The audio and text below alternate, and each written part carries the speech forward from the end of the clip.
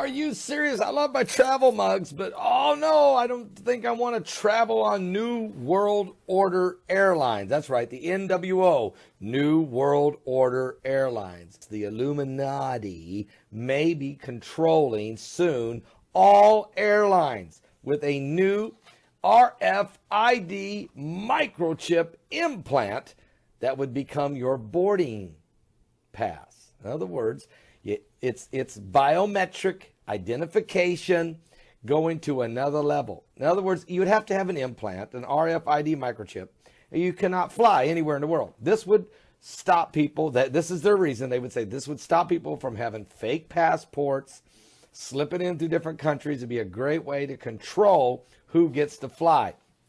A microchip would be a way to prevent unwanted passengers. Well, it depends who is the unwanted passengers. I mean, one thing we could do in America is change our immigration laws to make sure that radical Islamic Muslim militants don't get a free pass into America. Let me tell you what they're saying here. Flying may have your won't have to have your travel documents because the microchip will be your identification.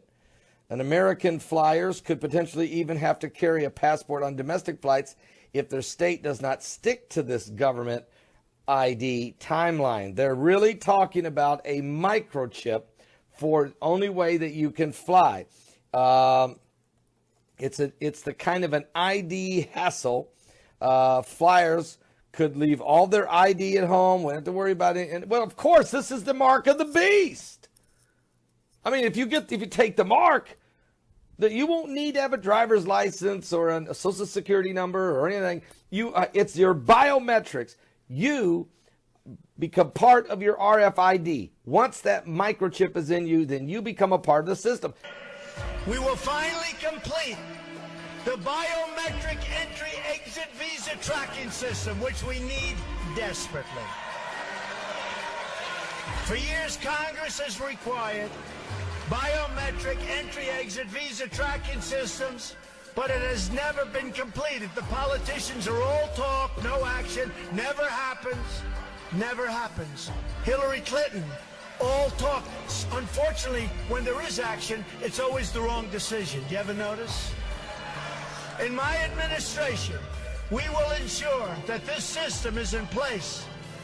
And I will tell you, it will be on land, it will be on sea, it will be in air. We will have a proper tracking system. Approximately half of new illegal immigrants came on temporary visas and then never ever left. Why should they? Nobody's telling them to leave. Stay as long as you want. We'll take care of you. Beyond violating our laws, visa overstays pose, and they really are a big problem, pose a substantial threat to national security. The 9/11 Commission said that this tracking system should be a high priority and would have assisted law enforcement and intelligence officials in August and September 2001 in conducting a search for two of the 9/11 hijackers that were in the United States on expired visas. And you know what that would have meant. What that could have meant. Wouldn't that have been wonderful, right? What that could have meant. Last year alone, nearly 500,000 individuals overstayed their temporary visas. Removing visa overstays will be a top priority of my administration. If people around the world believe they can just come on a temporary visa and never, ever leave, the Obama-Clinton policy, that's what it is, then we have a completely open border and we no longer have a country. We send a message that visa expiration dates will be strongly enforced. I'm with you, the American people. Listen in, please. Airline executives fresh out of their meeting. We had a great meeting with the president. He is fully committed to knock down doors to help us get new airports, which we badly need. to basically take care of regulatory reform in a big way, and especially he's committed to creating jobs, and he fully understands that aviation is an industry that if we take off the regulatory burden and put the will behind it, that we can create fabulous new airports and tens of thousands of jobs in very short order. Great meeting. Could you tell me, identify yourself? Oh, I'm sorry. Yeah. I'm sorry. Ginger Evans. I'm the Commissioner of Aviation for the City of Chicago. Hello, I'm Bill Vanasek. I'm the Director of Aviation for the Buffalo Niagara International Airport and the current Chairman of ACINA. The meeting with the President was wonderful. He really talked about how airlines and airports can work together to overcome significant funding issues in the industry and how we can create airports that are the rivals in the world.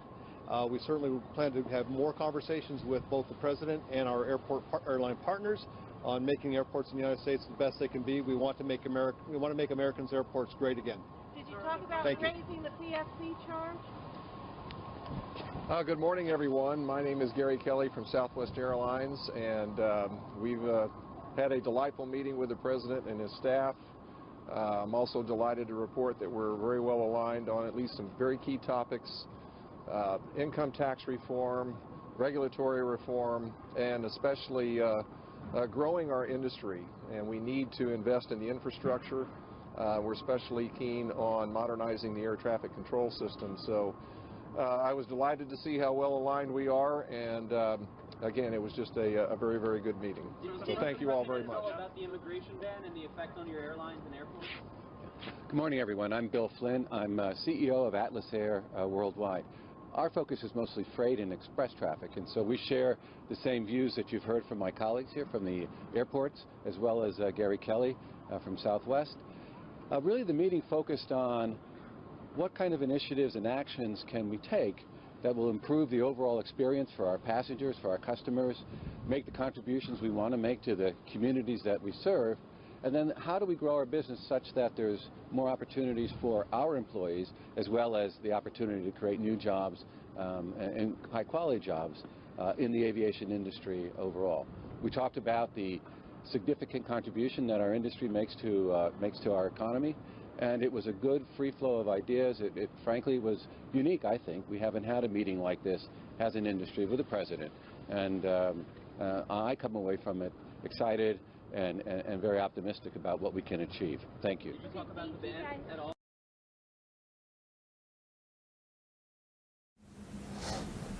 Hi, Andreas here. I am always on the lookout for new innovation together with our customers. A few weeks ago I had an NFC chip injected into my hand just beneath the skin. While I'm certainly not the first person to have an NFC implant, in this video I am probably the first person to pass through an airport, through security, through lounge registration, through the gate to the aircraft, to board a flight with only the NFC chip. So I had no boarding pass physical with me during this trip. I am also sharing a conversation I had with Massimo Pascotto, who works with innovation at Scandinavian Airlines, about this experiment.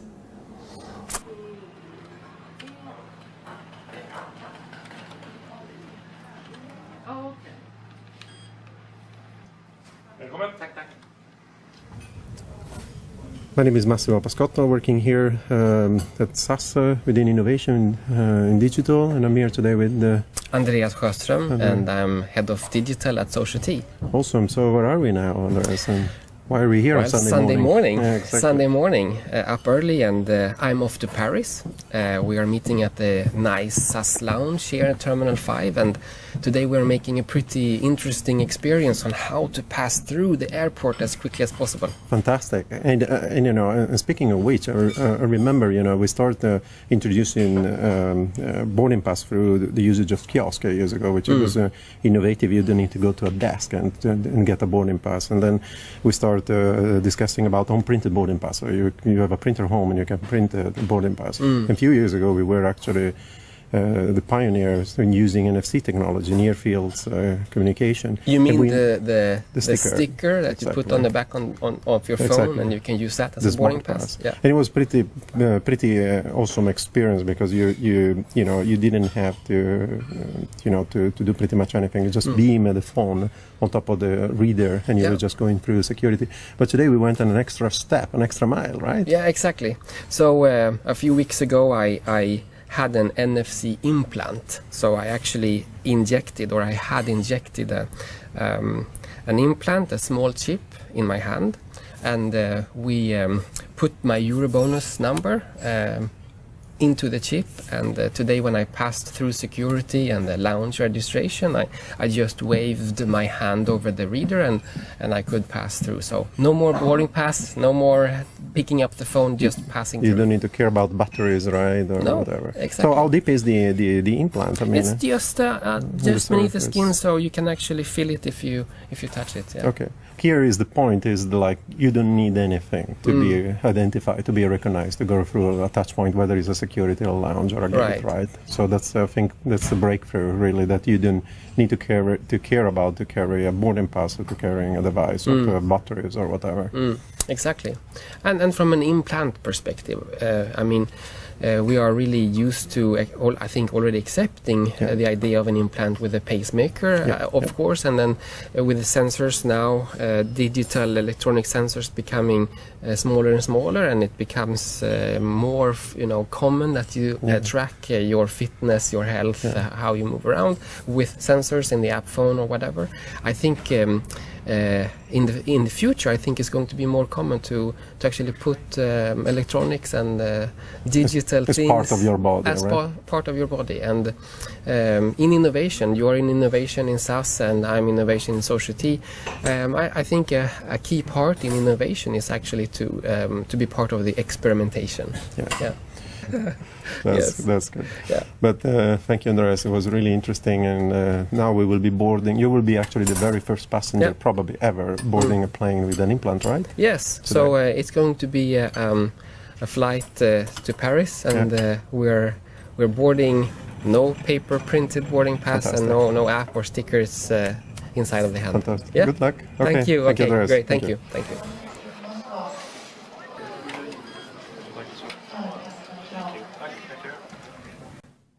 Starting in early 2006, the U.S. Department of State will begin issuing passports with 64 kilobyte RFID radio frequency identification chips that will contain the name, nationality, gender, date of birth, and place of birth of the passport holder, as well as a digitized photograph of that person.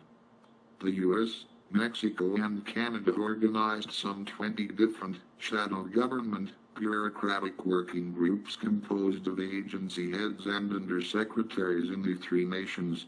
The groups span a wide range of policy areas, from e-commerce to aviation policy,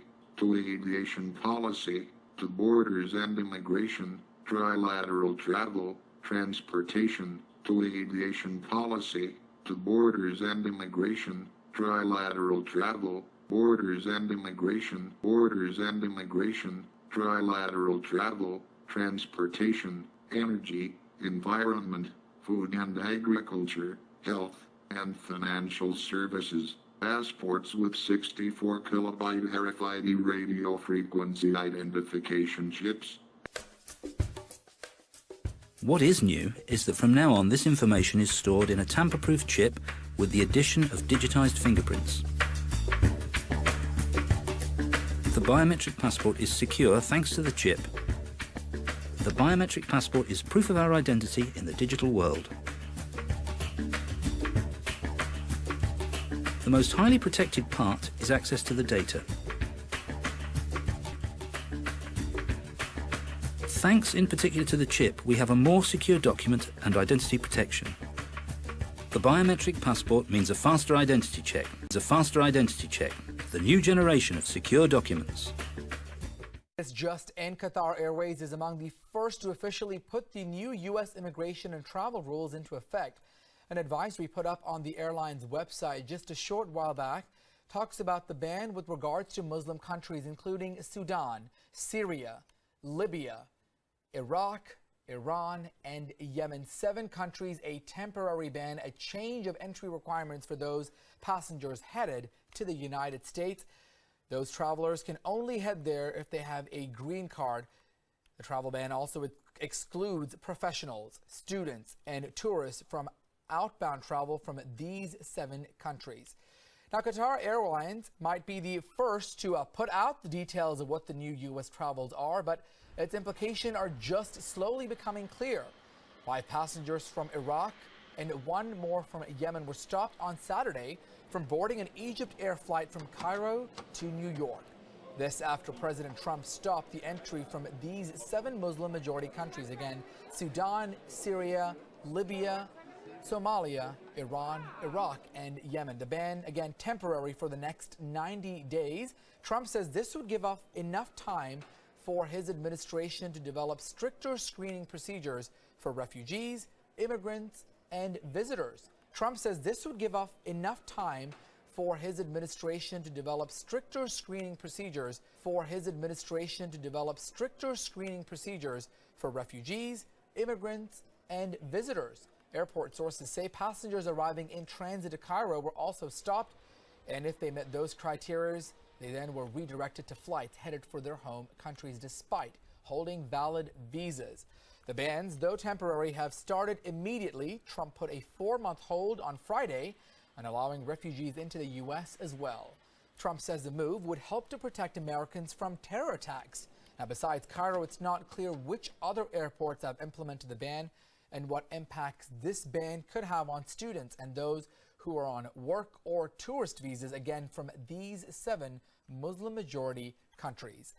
Let's now go straight to our correspondent, Anshul Vora, who's standing by, as well as Glenn Carl, who is in Boston, with regards to this developing story coming in to the newsroom. We'll start with Glenn, who is standing by in Boston. Glenn, certainly big news impacting millions of travelers coming in and going out of the United States. What's the latest that we know in this hour and the implications to come? Well, we actually don't know a lot of the details because I think they don't exist. There's already disharmony between the implementation by officials and what the stated official policy is supposed to be, meaning that there appear to be rather gross and crude blockings of people who meet the criteria that should allow them to continue to come in normally. Beyond that, we don't really know. I have commented earlier on your programs that a 90-day, quote, temporary, unquote, order makes me very wary because although, yes, that allows them to elaborate, the government to elaborate more formal rules, I think we should not be led astray by the moderate-sounding term temporary and focus instead on the historically changed nature of what it is to define who can come to the country, or frankly, what an American is. Hi there, my name is Dan and I'm a U.S. Customs and Border Protection Officer. Soon you'll be landing, so let me be the first to say, welcome to the United States. And to those of you who live here, welcome home. The primary mission of CBP is to keep you safe and to secure our country's borders from threats. One way we do that is by using innovative new technology to help simplify processing international travelers through CBP. How are you today? Oh, very good. Depending on your citizenship, there are a few types of self-service kiosks you may be able to use when you arrive at the airport, and even a mobile app that I'd like to walk you through. When you reach the International Arrivals Terminal, you will see signs for 2 types of self-service kiosks. The first is automated passport control and the other global entry. At first glance, the kiosks might look similar, but they have some important differences. First, let's talk about automated passport control, or APC. APC kiosks do not require any pre-registration or background screening, and there is no fee to use the kiosks.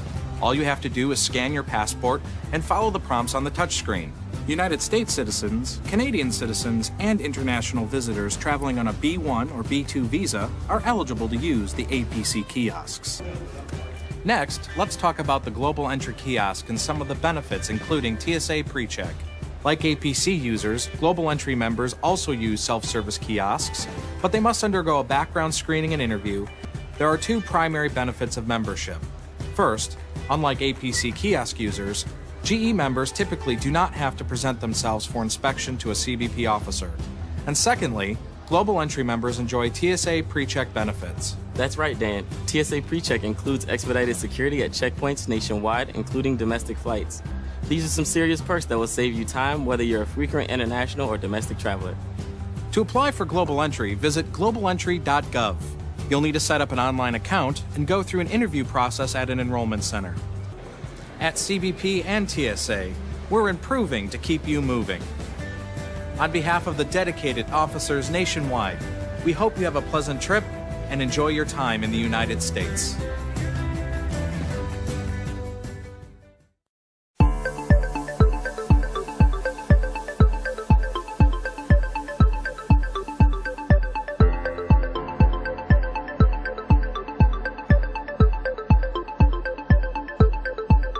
Managing international border crossing is a complex and challenging task. Border Control Management System can be deployed to all ports of entry to facilitate a fast and secure border control operation to protect borders. Our border control counters are equipped with state-of-the-art hardware and software solution to verify the authenticity of travel documents.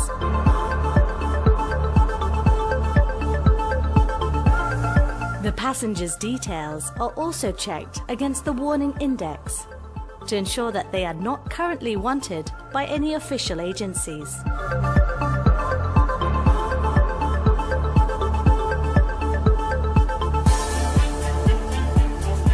The system can also capture facial photo, verify biometric fingerprints, and record the movement log of every traveler coming in and out.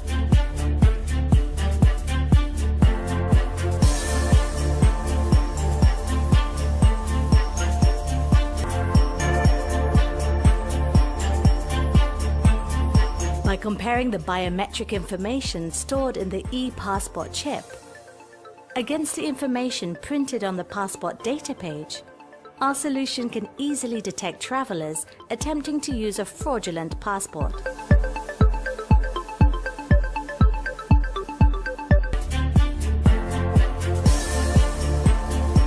During peak hours, long queues can build up at the border checkpoints. Mobile border control stations can be quickly wheeled into position to speed up the border clearance process. Mobile border control tablets can also be used to further increase the border clearance capacity without compromising on national security. Isaiah chapter 24, verse 10. The city of confusion is broken down. Every house is shut up, that no man may come in. The city of confusion is America, and is being broken down. Economic collapse is inevitable. Every house is shut up that no man may come in. There are going to be military blockades. You won't be able to leave or enter a city unless you have that chip. 2nd Ezra chapter 15, verse 17. A man shall desire to go into a city and shall not be able. A man shall desire to go into a city and shall not be able, because you won't be able to function and maneuver in this society unless you have the mark of the beast.